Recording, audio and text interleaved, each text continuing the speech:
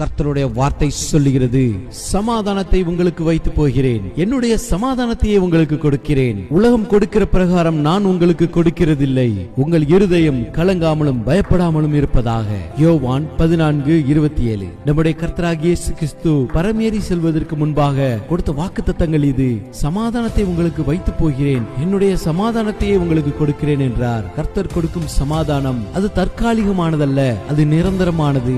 அதற்கு உரிமையாளராக நம்மை மாற்றுகிறார். இந்த உலகம் கொடுக்கும் சமாதானம் அது பணத்தை சார்ந்திருக்கும், அந்த பணத்தின் தன்மை மாறிக்கொண்டே இருக்கும். ஆனால் கர்த்தர் கொடுக்கும் சமாதானம் அது நிலையானதாக என்னென்றைக்கும் நம்மோடு கூட இருக்கும். உங்கள் இருதயம் கலங்காமலும் பயப்படாமலும் இருப்பதாக என்று சொன்னார். கர்த்தருடைய சமாதானத்தை பெற்று நாம் எதற்காகவும் கலங்கவும் பயப்படவும் வேண்டாம். கர்த்தர் எல்லா சூழ்நிலையிலிருந்தும் உங்களை விடுவித்து உங்களை பாதுகாத்து இந்த நாளில் உயர்த்துவாராக. ஆமென்.